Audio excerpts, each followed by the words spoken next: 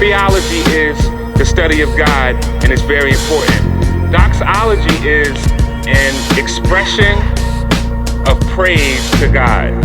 So, the point here is that all theology should ultimately lead to doxology. I'm going to read some verses to you, and by the time that I finish reading these verses, you'll be able to identify who I'm talking about. Even if this were to be the first time you were ever in church in your life, you would easily be able to identify it. You could do the same thing with someone who's never been to church, and they will tell you by the time you're done who you're talking about. Those who hate me without cause are more numerous than the hairs of my head. The kings of the earth take their stand, and the rulers conspire together against the Lord and against His anointed. Even my friend in whom I trusted, one who I ate bread, has lifted up his heel against me. Strike the shepherd, and the sheep will be scattered. Then I said to them, if it seems right to you, give me my wages, but if not, keep them. So they weighed out my wages, 30 pieces of silver. They throw it to the potter. The Lord said to me, this magnificent price I was valued by them. They are striking the judge of Israel on the cheek with a rod.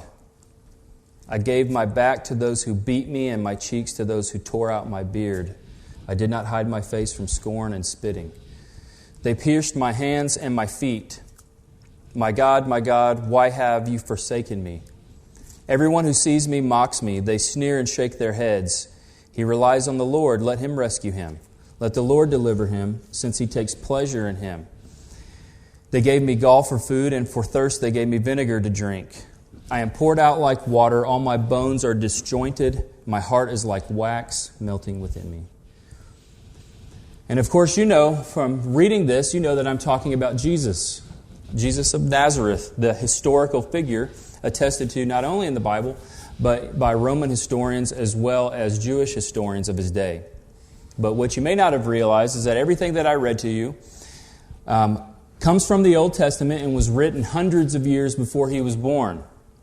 Also a historical fact, that everything I read was written hundreds of years before Jesus would ever be born.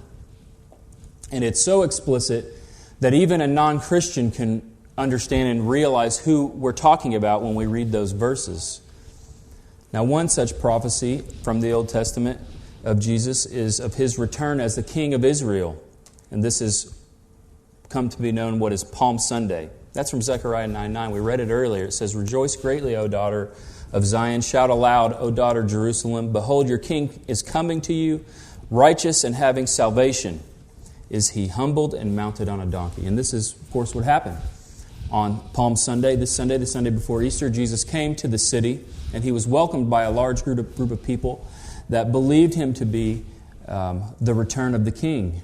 And so they laid out palm branches on the street in front of Him as He rode into the city. They were singing praises to God for His coming. But at the same time, another group was conspiring, and had been for some time, conspiring to kill Him. And as you know, by Friday, they would have completed their plans. Jesus would be arrested, and He would be crucified on Friday. And so this Friday, that's what we remember in our Friday service. Now today in this text, what we're going to be looking at, that I'll read to you here in just a second, I'll begin in 52:13. This is called this is the servant song of Isaiah, the fourth one. It begins in 52:13 and it goes through 53:12. The servant song of Isaiah. And it's incredibly striking and descriptive of its prophecies about Jesus and what He will do. So today we'll see 4 prophecies about Jesus in this servant song. So I'll read to you now from 52, beginning in 13. Behold, my servant shall act wisely. He shall be high and lifted up, and shall be exalted. As many were astonished at you, his appearance was so marred beyond human semblance, and his form beyond that of the children of mankind. So shall he sprinkle many nations. Kings shall shut their mouths because of him. For that which has not been told they see, and that which they have not heard they understand.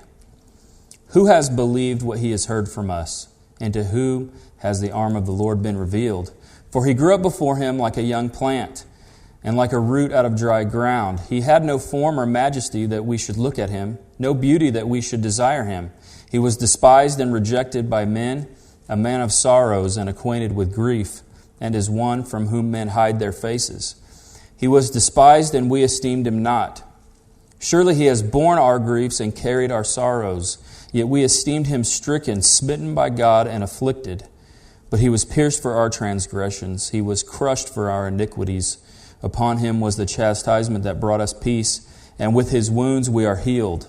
All we like sheep have gone astray. We have turned every one to his own way, and the Lord has laid on him the iniquity of us all. He was oppressed and he was afflicted, yet he opened not his mouth. Like a lamb that is led to the slaughter, like a sheep before its shears is silent, so he opened not his mouth. By oppression and judgment he was taken away, and for his generation who considered that he was cut off from the land of the living, stricken for the transgressions of the people.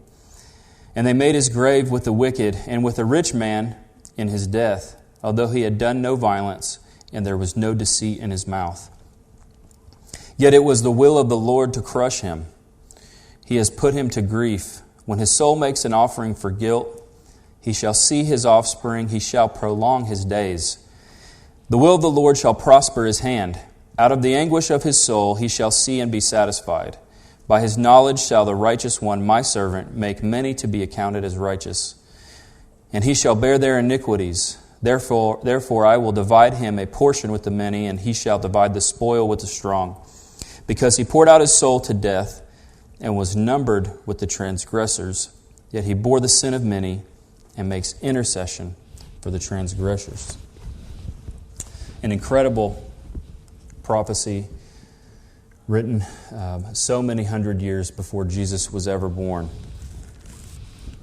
And in the next 2 weeks, we'll see 4 prophecies about Jesus, and we'll spend our time primarily in chapter 53, 2 today, and then 2 on Easter. So how it will break down, it breaks down pretty easy if you're going to follow through and do this. In chapter 53, 1 through 3, we'll see the rejection of the servant. And then in 4 through 6, we'll see the suffering of the servant. And then in 7 through 9, we see the death of the servant. And then in 10 through 12, we see the vindication of the servant. Now I have to say that of all the songs that have ever been written, this has to be the least seeker-friendly song ever written. So what do I mean? The seeker-sensitive movement, you may have heard of it, perhaps. It's been kind of around for the past 25 years or so. And that is the idea that church is really needs to be kind of changed and structured in a way that those that aren't Christians, when they come to church, they won't be offended by what they hear. So they would say, you need to change your preaching. Your preaching needs to be more, instead of through the Bible, talking about sin, repentance, all that. You know, people have low self-esteem. You need to get off of that. And really, you need to just preach about what people believe their needs are. So you'll hear a lot of sermons today, like 5 ways to lower your stress level. You know, things like that. Tips on how to have a great marriage. And so this is from the seeker-sensitive movement. But another part of that is the songs that have been sung have been changed as well.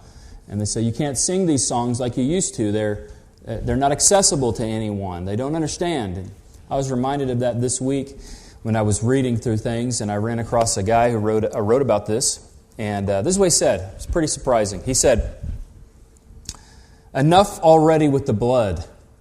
Enough with the blood already. I don't want to sing about fountains of precious blood of Jesus. Such an image belongs in a horror movie, not in a church song. Unless you're going for horror, then it might be appropriate. I mean, if you want to write a gothic, soul-wrenching song about his torture and death and cross, that's fine. But don't write a tune that sounds like you're dancing on rainbows and then pair it with lyrics about blood and gore. It just doesn't work." Now, they didn't say, but he has to be referring to the song by William Cowper, which was written in 1772, called "There is a Fountain Filled with Blood," one of my favorite songs. It's been sung for the nearly 250 years by Christians. all across the world. And it's fine until now, apparently. You know it. You may have heard it. It starts out this way, but I guess it's too much for people to handle. It starts out, there is a fountain filled with blood drawn from Emmanuel's veins, and sinners plunged beneath that flood lose all their guilty stains. But it's too much today. Enough with the blood. But if he would have only read the servant song, then he would know that Cowper, all he did was give the Cliff Notes version of this song. That's all he did. So today, what we see is the least seeker-sensitive song ever written. But it is the most sinner-sensitive song ever written. Because contained within it, we find the work of Jesus Christ made explicitly clear. The Lamb of God who takes away the sins of His people. And if you're a sinner, then the song is for you. If, like all of us, as we professed earlier together as a church, you need forgiveness, you need to be reconciled to God, then the song is written. It's written for you. You need to meditate on it. Let it be absorbed into your soul what Christ has done. It's the most sinner-sensitive song ever written. It ends, in fact, this way. He bore the sins of many, and He made intercession for the transgressors. That's how this ends. Now, before we jump in, let's look briefly at what this letter is, this book of Isaiah. As verse 1 tells you, he identifies himself as the one writing, Isaiah the son of Amos. And the Bible doesn't tell us a lot about Amos, but Jewish tradition claims he's the brother of Amaziah, the king of Judah, which means that Isaiah is also in the royal bloodline. But he's a prophet, and he prophesies to the nation through numerous kings, Uzziah, Jotham, Ahaz, and then Hezekiah of Judah, as the nation was split. You can read about this in 2 Kings, where these different kings reigned. Now, what's going on when these different kings reign, it's important for us to understand, is he's not writing to a good nation. He's writing to a rebellious nation that's turned their heart from God. And they have high places. You see this recorded. And what this means is that Isaiah has begun to worship other gods. They've turned their back on God of the covenant, and they've gone after false gods. Now, his prophecies come over a period of around 40 years. And we do have strong evidence that Isaiah wrote it.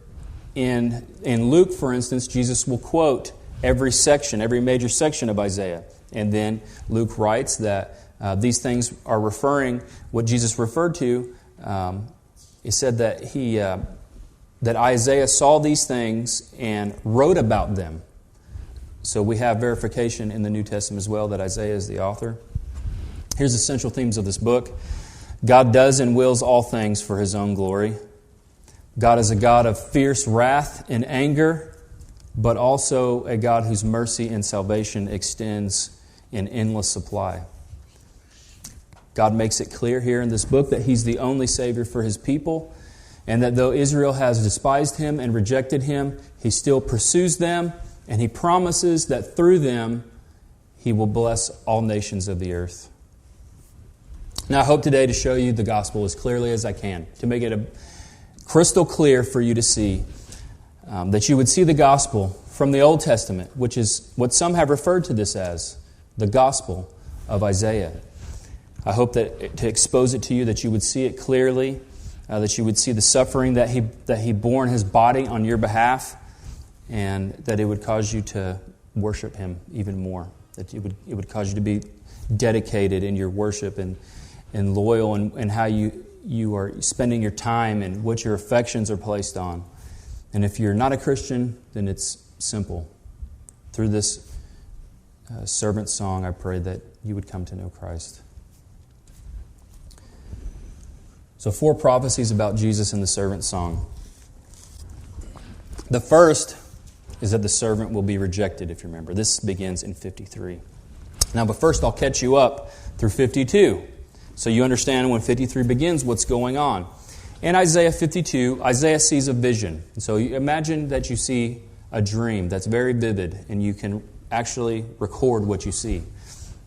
He sees this vision, and in the vision, Jerusalem is in ruins. The city of Jerusalem is smoldering in ruins. All the buildings destroyed. Everything has gone wrong. Babylon has conquered the people. And they have taken all the people away from the city. There's only a few people left in the city of Jerusalem.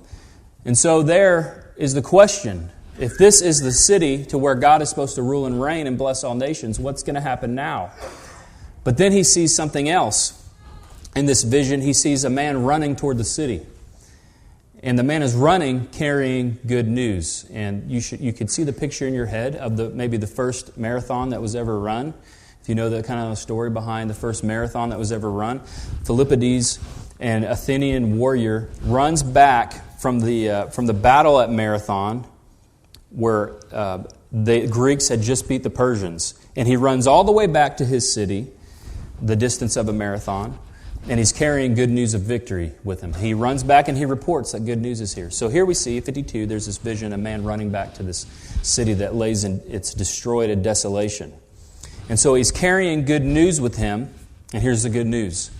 God himself is going to return to this city, and he will, at that time, the words are, he will bear his holy arm. And what that means is, when you see that term, it always refers to God acting in history in all of his power and his might to deliver his people. This is what the term means, when God bears his holy arm. God will return to the city. He will bear his holy arm. Redemption will come to Israel, but not only that, the whole world will see the salvation of God. That's what happens in the first part of this vision of 52. Then we come to the beginning of the servant song in 13 to 15. Now in 13 to 15, I'll summarize for you what he sees. We're introduced to this figure, the servant. Somehow he's connected to the arm, to the powerful, holy arm of God who will act in history. And this is what we see. The servant will act wisely. This will be repeated through our text as we come to it tomorrow. The servant will act wisely. The servant is also maimed beyond human recognition. But also, the servant is exalted over all the kings of the earth, which sets up a sort of enigma. Someone will be maimed so bad and disfigured that you don't recognize him as a human. So how does this person then exalted over all the kings of the earth? And how is he linked to the nation seeing the salvation of God? And that's where we begin in 53, which tells us the servant will be rejected. He begins with a rhetorical question. Who has believed what he has heard from us? Now, you know what rhetorical questions are. You use them all the time, sure. A child asks you, your kid comes to you, asks you for some ridiculous expensive toy, and you say, do you think that money grows on trees? A rhetorical question. Your wife asks you if you love her, and you say, is the sky blue? And we use these type of questions all the time. And here he begins with this question. Who has believed what he has heard from us? And the answer, which stares everyone in the face, is that no one will believe what happened here. From this prophet's perspective, when this servant comes, they'll see him, but no one will believe what's occurring. So we see it from the divine perspective. But when people saw it, they didn't believe it. They didn't believe what was happening. They missed it totally. And then another question. For whom has the arm of the Lord been revealed? Who saw it? Who recognized that God was acting in history? And the answer is, no one saw it. Nobody saw what was happening. The Gospel of John describes what happened in Jesus' time when he came and no one recognized him. No one accepted him. He was rejected. They didn't see that God was acting in human history to deliver his people. John describes it this way. This is John 12:38. After Jesus had done many signs, it should have been obvious who he was and who he was claiming to be with all the things he said. This is what it says. Though he had done so many signs before them, they still did not believe in him. So that the word spoken by the prophet Isaiah might be fulfilled, Lord, who has believed what he has heard from us, and to whom has the arm of the Lord been revealed? And so we see here that this text, which we are going to work through, is talking about Jesus. It's explicitly talking about him. And then Isaiah says that Isaiah said these things because he saw his glory and spoke of him.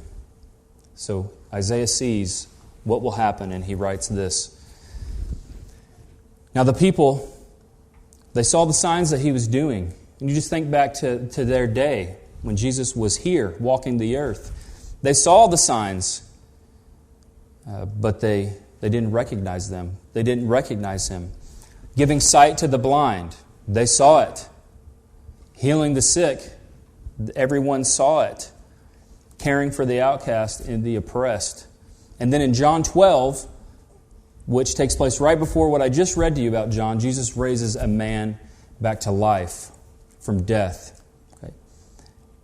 And the people, they're not stupid. I think we read the New Testament and think, well, maybe they're just, maybe they're just a little stupid or something. Okay. They're not. This is not an indictment on their stupidity. Lazarus was so dead he was beginning to stink. He's been dead a long time. They weren't like, oh, well, maybe he was just unconscious. Maybe he was just sick. There's no question. He was dead. He had been dead a long time. And dead people don't come back to life. And they saw him alive. And after this is when, as you know, all the authorities began to kick their conspiracy into high gear. Because they said, we have to kill him. Because all of the world is going to him. This is literally what it says. When we get in John, we'll see it as we unpack it more fully. And the people saw all his signs. They saw all that he was doing, and they rejected him. And people often say things like, you share the gospel with them. They're like, if God would just give me a sign, then I would believe it. No, you won't. You don't need that type of evidence. People had that type of evidence more than anyone could ask for, and they rejected him. Right? What do we learn in the New Testament? The rich man and Lazarus. Remember, this man had died, and he says, send someone back to warn my relatives. Send someone back to life to warn my relatives. And what do we hear? The response. If they won't believe Moses and the prophets, neither will they believe if a man rises from the dead. So the people reject him. And this is not an indictment on the stupidity of people for failure to see. This is an indictment on the total depravity of the human heart. That sin has totally invaded the human heart, that they cannot see what is happening right before their eyes. Even though they have Moses and the prophets attesting to what Jesus will do, they see it happening before them, and they don't believe it, but it's because of the hardness and the wickedness of their heart. They saw it with their eyes, but they were spiritually blind. Verse 2 elaborates on the type of rejection that Jesus will face. It tells us that he was of totally ordinary appearance. There's nothing about Jesus' appearance that would make people be drawn to him. Nothing at all. All the things that people look for in a charismatic leader. He's a good-looking man. He's tall. He's handsome. He has a command presence. Jesus was just completely ordinary. He's from a podunk town in the middle of nowhere. He's the son of a carpenter, and apparently he's not even handsome. By all the world's standards, he's not someone that anyone would recognize, and they don't. They don't recognize him. He's just plain. You remember back to those insults that they would give to him, to give to Jesus in the New Testament? The things they would say. They'd see the signs, the things he would do, and then they would say, "Is this not the carpenter's son? Isn't he just the carpenter's son? He's just a guy that works with his hands. That's all he is. Carpenter's son from Nazareth." And then you know the other one, Nazareth. That's where he's from. Nazareth, nothing good can come from Nazareth. And so they reject him. That's like Lautonians and Altus. You say, Altus, nothing good can come from Altus. I think that's kind of the way Lautonians view Altus. But here's what's funny about it. Everyone else in Oklahoma says, Lawton, nothing good can come from Lawton, except for artillerymen, perhaps. But they should have recognized him, but they don't. He grew up before them like a young plant, like a root out of dry ground.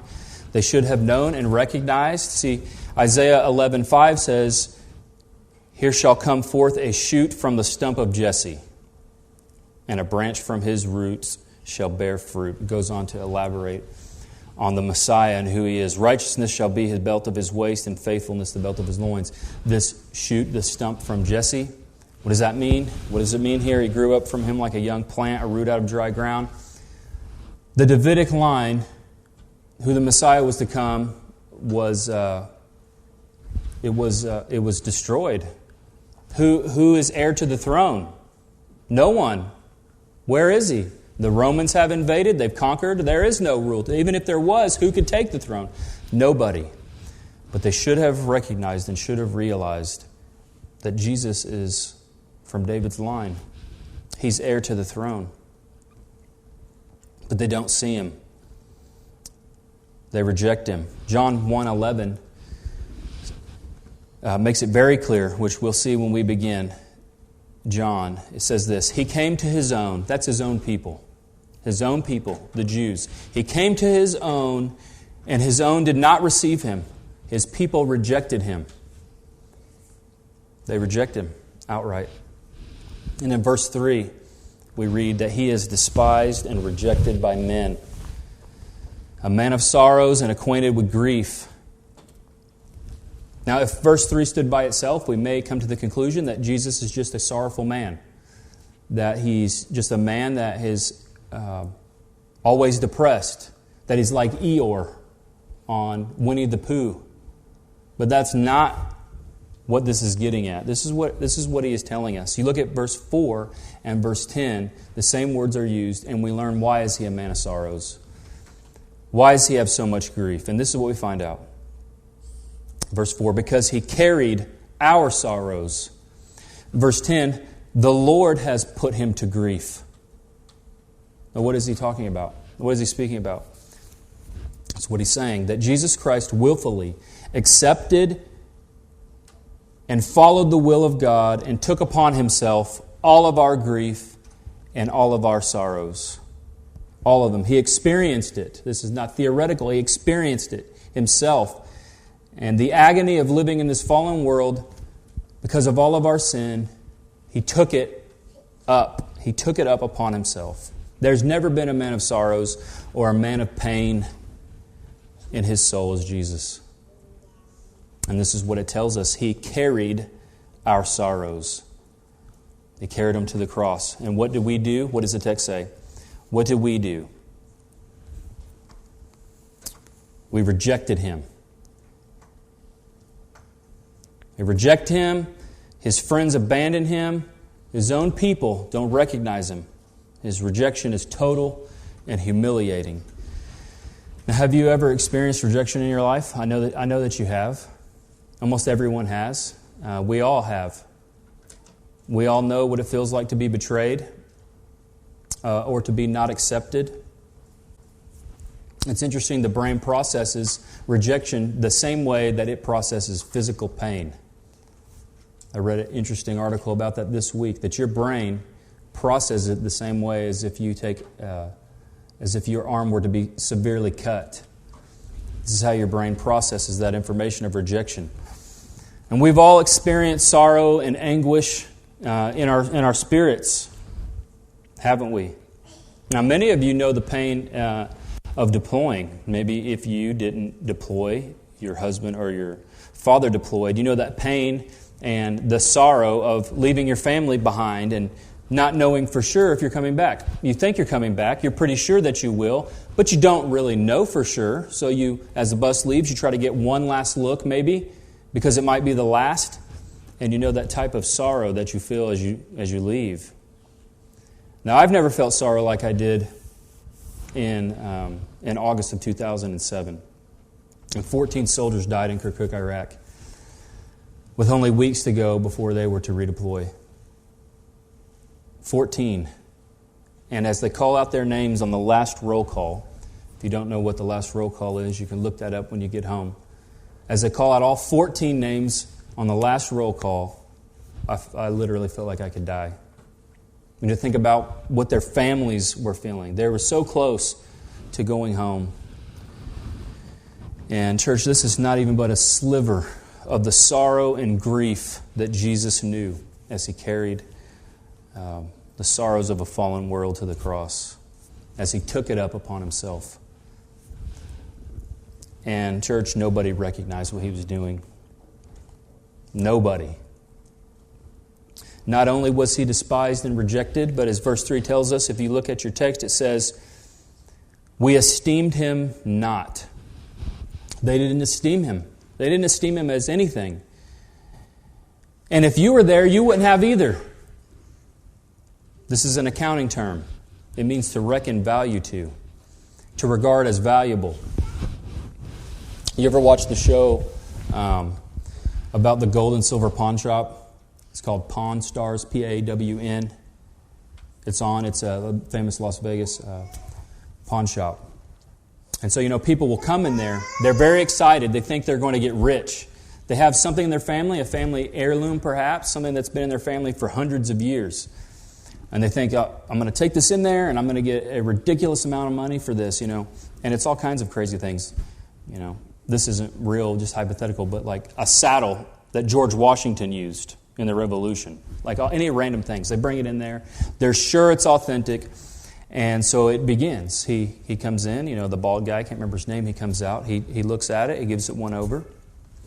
And then he says, what do you want for it? And the person usually gives like some insane amount of money.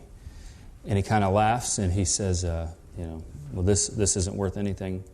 I'll give you $5 for it. He has esteemed it worth $5. That's what he's done. He's reckoned value to that thing, which they thought was very valuable, but it's not. He said, I'll give you $5. That's what it's worth. But here we see, they esteemed him not. They reckoned him to be worth nothing. That's what happened to Jesus. As he was carrying their sorrows upon himself, all of the sorrows of a fallen world tainted by sin, the world looked at him and said, that man is worthless. They esteemed him as nothing.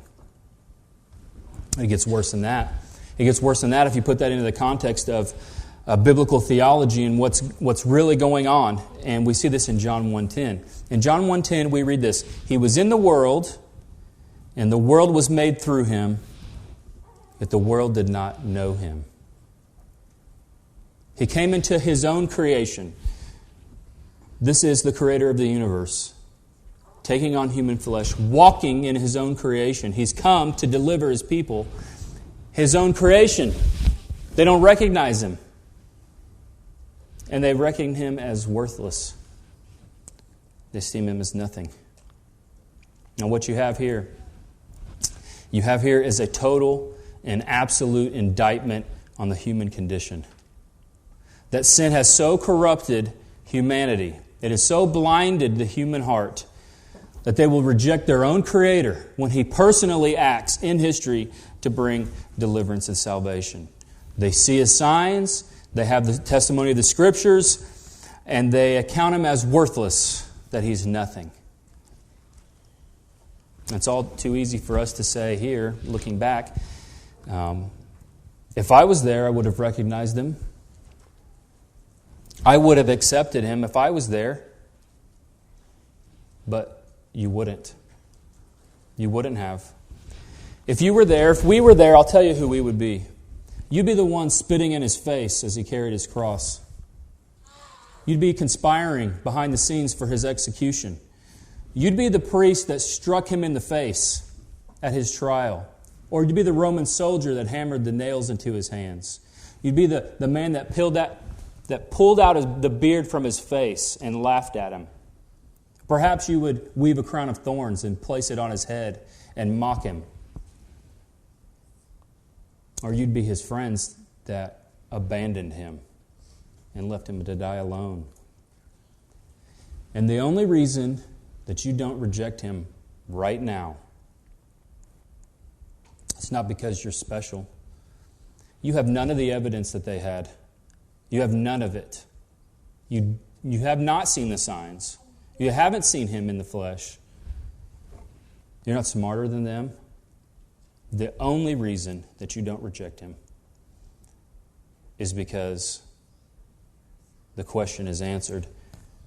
Whom has the arm of the Lord been revealed? It's been revealed to you.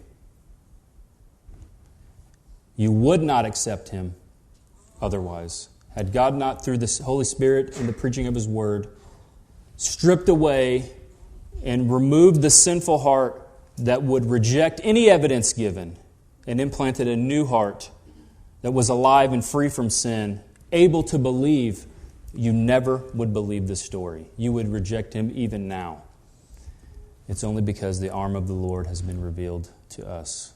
And we have to say that this is grace and mercy, and this is all grace. Or we would still be rejecting Him. And this is the first prophecy of Isaiah 53, is that He will be rejected. And now number 2, the servant will suffer. We are introduced here, starting here in verse 4, to the substitutionary work of Jesus Christ. And you know what a substitute is because you've all had a substitute teacher. It's someone in the place of someone else. That's what a substitute is. We're introduced to His substitutionary work on our behalf. Verse 4 says that He bore our grief and carried our sorrows. The words means to lift up, to pick up, to carry. The weight of sin and guilt, of sorrow and pain, He picks it up and carries it. In the Puritan Progress, the famous allegory written by John Bunyan, begins this way. And it is incredibly accurate, this allegory. John Bunyan's in jail for preaching the gospel, by the way, in England. And he writes this allegory, the most read English book besides the Bible, still today. Puritan's Progress. And the book begins with a man named Christian who meets another man named Evangelist. And he asks him, he says, "Sir, how can I have this burden removed?" And he tells him the way that he should go so his burdens could be removed. And we all carry a burden, the burden of sin, the burdens of disappointment in life, of tragedy, of sorrow. And we do our best to keep walking with the burden, but we can't. We put one foot in front of the next, hoping that the burden will go away. We keep marching, but the burden never goes away. I've been on long and grueling road marches, as I'm sure many of you have. One road march, one of our guys in our platoon, he actually broke his foot, which we didn't know at the time, but he was hurt. So we took turns carrying his rucksack, about 60-pound rucksack, put on top of your rucksack. So now you're already over 100 pounds. You got your body armor, you got your ammo. That's a heavy, heavy burden. It's too much for one guy to carry, so you trade it around. You take turns carrying the burden for someone else. Back aching, there's blisters that will develop on your lower back from the rucksack rubbing over and over. Your feet swollen, going numb, your shoulders hurting. And then finally, you get to the end. It's the best feeling in the world. You get to the end and you just drop that rucksack. And you just feel so light, so free. The air hits your back. There's nothing like that. I'm telling you, nothing like that feeling. The air hits your back finally. It feels so good. You have relief finally. Now, some would suppose that our burden of our separation from God, the burden of guilt and shame and sin that we have, is like that. Now, we could share that around with our friends. They can help us carry our burdens.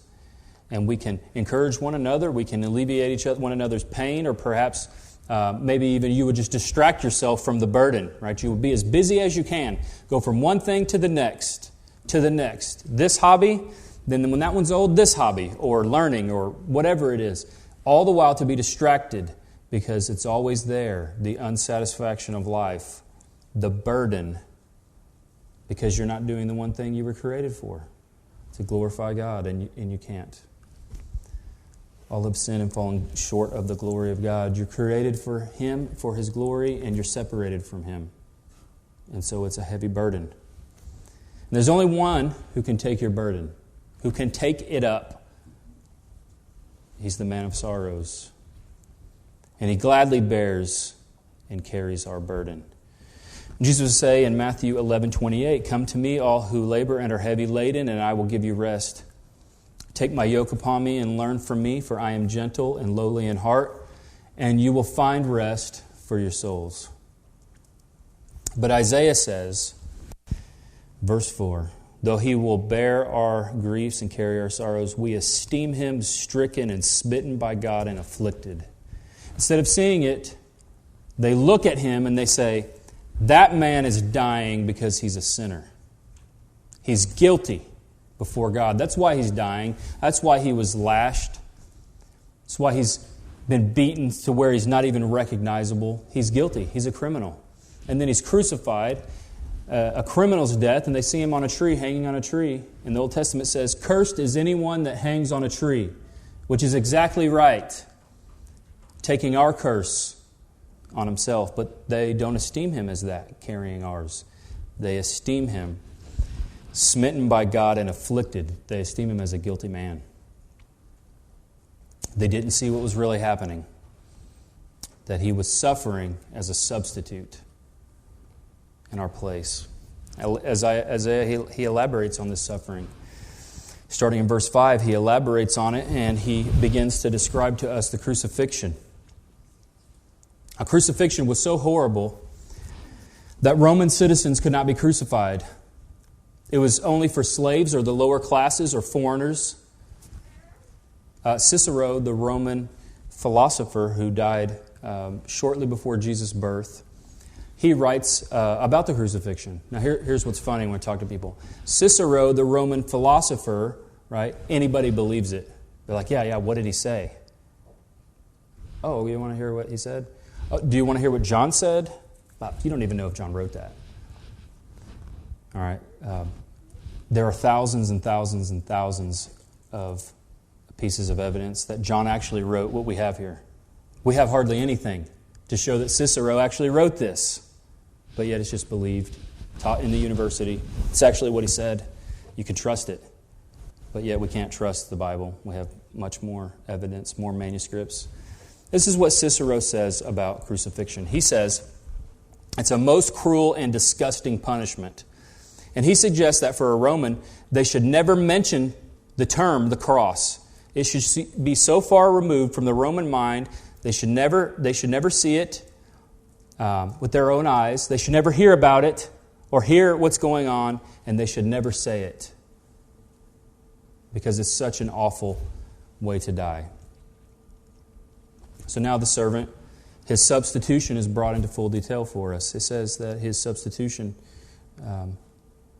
begins that he was pierced. He was pierced. Jesus had 5 to 7 inch long spikes nailed through these 2 bones in his hands so that they didn't break. He had them nailed into his feet, and then he hung on a cross. The only support was bone grinding on metal. That's what happened to him. His bone grinding on metal. Slowly he would suffocate under his own body weight. And finally, to ensure that he was dead, a Roman soldier thrust a spear underneath his rib, piercing his lung and piercing his heart. He was pierced, but not for his transgressions. He was pierced for our transgressions.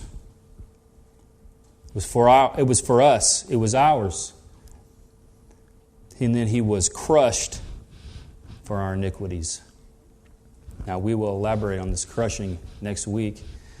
But crushed means to be trampled underfoot. Now, you can think in your mind, if you want to see the picture that's painted, think of a Roman cavalryman trained with their big horses in a full sprint, and they overtake some untrained marauders, and they trample them underfoot by the horses. They trample them into nothing until they're dead. And this is how we are described, that he was doing this in our place as a substitute. Verse 6 tells us the result of this. He says, upon him was the punishment that brought us peace. His substitution, his punishment, which should be ours, brings peace about. Now, but some would say, I'm not an enemy of anybody. I'm most certainly not an enemy of God. Because you understand what he's saying. Peace means what? That you're not at peace. You're at you have enmity or you're at war. You're an enemy. And we don't like to think about ourselves as an enemy of God. But that is the testimony of the Bible, that we are outside of Christ. We're enemies of God. Not that we're neutral. We're kind of friends. Maybe you're a friend of the God you've created in your own mind. But the God of the Bible, who's perfectly holy and perfectly just and good, the Bible says you're His enemy. And this is the wonder and the grace of God. You have to understand this, or you're not going to understand the gospel. We did not deserve Jesus to do this. Most people today, their self-esteem is beyond high. Okay? People say, oh, everyone today suffers from low self-esteem. I assure you that is not the case, because everybody, in their own nature and the corruption of the human heart, believes, yes, Jesus should have died for me because I'm pretty good. But that's not how the Bible describes this at all. It describes us as those who don't deserve for this to happen. You're God's enemy. And Romans 5:10 through 11 tells us that for while we were enemies, we were reconciled to God by the death of His Son. Much more, now that we are reconciled, we'll be saved by His life. While you were His enemy. Now, what kind of mercy and grace is this? This is mercy and grace that I don't know, because I most certainly will not die for my enemy. I'm just telling you the truth right now. Many of us in here, many of you men, you've been trained to do one thing. That's to kill the enemy. You spent months and months and months training as a soldier to kill your enemy. But God, in His mercy and grace, when we deserve to be killed as God's enemies, God dies for His enemies. Now Isaiah, he shows us this image, and we understand that this is a substitutionary suffering. It's in our place, and it brings about peace. But he draws another image so that you will not, there's no way you can mistake what's going on here. He draws you the image of a sheep. And if you look back at your text, you'll see in verse 6, he says, you're all like sheep who have strayed and gone their own direction. They've struck out on their own. They've gone their own way. They've left the shepherd. They said, I'm going my own way. The shepherd goes where he wants, and I'm not following. We've all gone our own separate ways wherever we want to go, not the way that He's leading. We've struck out on our own course, and we've gone our own rebellious way. God has a good way for us, and we reject it, and we rebel against the Creator. We go our own. I know better than Him. I'm going to go my own way. And you look at this world and you say, this is absolutely true. God has a good way for us. His rules are good and perfect, and they're for our benefit, for humans flourishing. That's what His rules are for. All of them. It's not because He's a party pooper. Doesn't want us to have fun. It's because He knows what brings about human flourishing. And we say, forget you. I'll define what morality is. I'll define what marriage is. I'll define what you do when someone wrongs you. And we go our own way. We write our own morality. That's what we have done. Just look at the world and you see how good we do at it. Look at the state of the world. It's so, the state that it's in. And it's not like, oh, the world is so bad now. The world has always been like this. There's only been momentary lapses of peace. The world has always been this way because of our rebellion and our straying and going our own way. There's a story in the Bible, a historical story. It's of King David. King David, he has a rebellious and wicked son named Absalom. He rebels against David and actually nearly takes the empire from him. He overthrows him for a little while. He steals the empire from his dad. King David has to leave the city. He leaves the city, and the war is still going on. And finally, at the end, Absalom, he loses. David gets the kingdom back. But what happens at the end is that one of David's men report back to him, and he tells him that your son is dead. Your rebellious and wicked son has died. And this is what King David says. He says, "Oh, my son Absalom, my son Absalom, would I have died instead of you? Oh, my son Absalom." And in our cosmic rebellion, against a holy and perfect God, our attempt to overthrow His kingdom, because that's what we do. That is our sin. When we go our own way, we are participating in a cosmic rebellion against God. A perfect and just and holy God.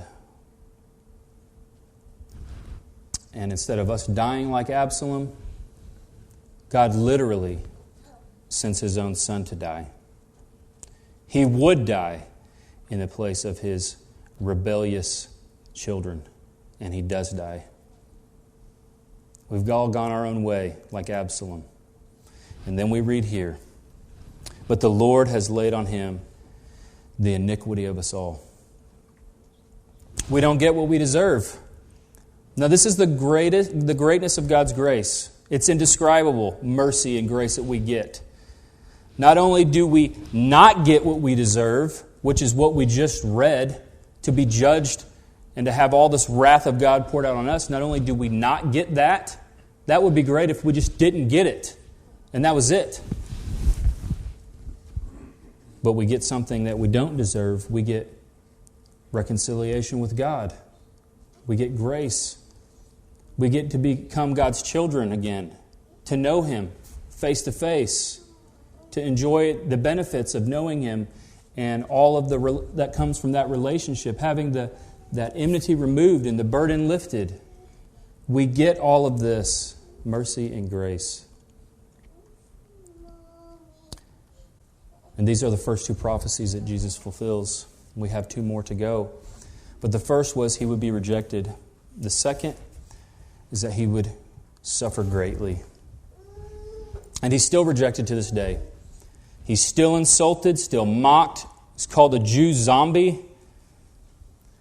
Worst of all, you see recently a t-shirt that people read that reads on the front, "If Jesus returns, kill Him again." This is our culture, our society. They wear a t-shirt that says, "If Jesus returns, kill Him again." Don't reject Him. If you're here today and you don't know Him, don't reject Him. You see what He's done on your behalf. In the Gospel of John, one of Jesus' favorite ways to refer to Himself was that of a good shepherd. He says He's the good shepherd. John 10:11, He says, "I am the good shepherd." The good shepherd lays down His life for the sheep. You may not know Jesus. You may not be a Christian. You're a wandering sheep. That's what you are, striking out on your own way. And you know my bird dog? I've got a great bird dog. And what's kind of interesting about her is it doesn't matter how many men are around. We'll walk through a field. It could be scattered over 50 yards or 500 yards. There could be 10 men. She will only listen to my voice, just mine. And when I call her, she comes. Doesn't matter how far away she is. If she just catches a little bit of the noise of my voice, she comes running. And this is the picture of Jesus as the Good Shepherd. He paints Himself as this picture, as a shepherd that goes out into the field and raises his voice and He calls to His sheep. And He begins to call them back home. They've wandered away. Jesus says, "My sheep hear my voice. I know them, and they follow me. I give them eternal life, and they will never perish. No one will snatch them out of my hand." And all we, like sheep, have gone astray, and the Lord has laid on Him the iniquity of us all. And if you hear His voice calling you through the gospel, would you just come to Him? Receive His forgiveness, have your burdens removed, and know Him? I pray that you would. Let's pray.